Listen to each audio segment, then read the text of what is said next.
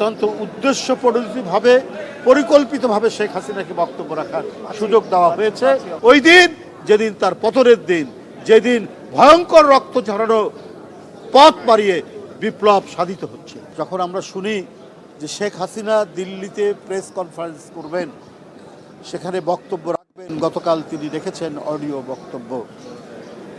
Global journalist club of south Asia তাদের প্রোগ্রামে সেখানে বক্তব্য রাখা হয়েছে। আমরা বিশ্বাস করি এটি ভারতের নীতি নির্ধারকদের অ্যারেঞ্জমেন্টেই এই কাজটা করা হয়েছে।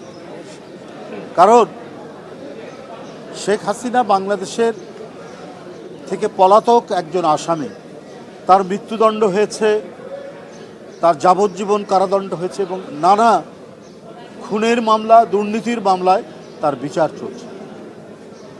সে একটি দেশে পালিয়ে গেছে, সেখানে আমাদের 2013 সালে এক্সট্রাডিশন যে আইন, সেই আইনের মাধ্যমে শেখ হাসিনাকে ফেরত দেওয়া যায়, এই জন্য সরকার চিঠি দিয়েছে, কিন্তু সেই চিঠির কোনো জবাব দেওয়া হয়নি।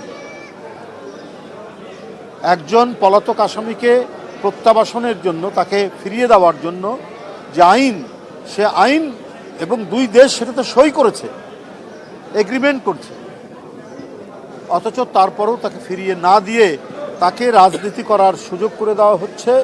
এইটা আমি মনে করি আমাদের জাতীয় সার্বভৌমত্বের প্রতি একটা অপমান।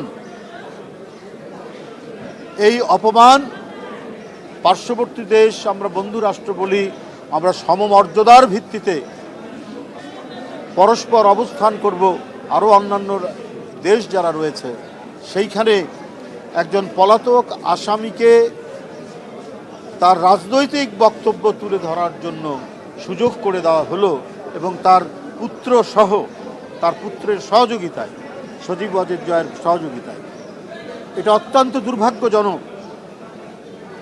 আমরা মনে করি যে আমাদের যে মিউচুয়াল ট্রাস্ট, মিউচুয়াল রেসপেক্ট, এটা সম্পূর্ণর উপর এটি একটি হস্তক্ষেপ বলে আমরা মনে করি।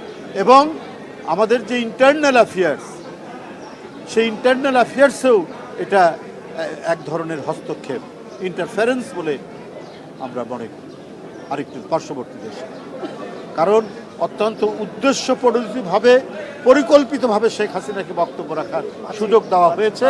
অথচ এই সংবাদ যখন আমরা পেলাম, বাংলাদেশ সরকার পেয়েছে, সরকারের পক্ষ থেকে পররাষ্ট্র মন্ত্রণালয় বিষয়টি অবহিত করেছে ভারতের সরকারকে, কিন্তু সেটিতে সাড়া না দিয়ে ভারত সরকার 5ই আগস্ট, যেই দিন তার পতনের দিন, যেদিন এই দেশে একটি তুমুল আন্দোলন গণতন্ত্রের জন্য,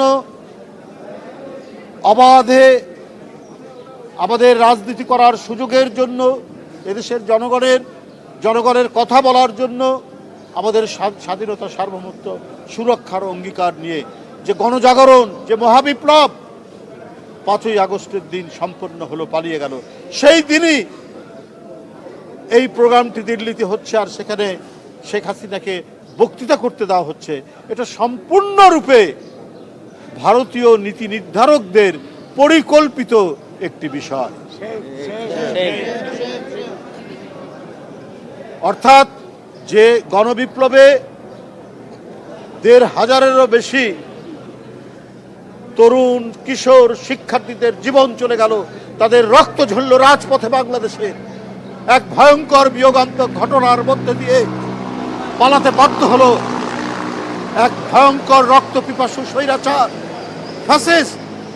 তাকে পার্শ্ববর্তী একটি দেশ, যেটি পৃথিবীর বৃহত্তম গণতন্ত্র বলে তারা নিজেরা দাবি করেন, সেই দেশে তাকে রাজনীতি করার সুযোগ দেওয়া হচ্ছে, কথা বলার সুযোগ দেওয়া হচ্ছে ওই দিন যেদিন তার পতনের দিন, যেদিন ভয়ঙ্কর রক্ত ঝরানো পথ মারিয়ে বিপ্লব সাধিত হচ্ছে, সেই দিন তাকে বক্তব্য রাখা হচ্ছে। অর্থাৎ ওই শহীদদের প্রতি যে রক্ত ঝরিয়েছে শেখ হাসিনা, তার প্রতি অপমান করার জন্যই এই সুযোগটা করে দেওয়া হয়েছে শেখ হাসিনাকে কথা বলা।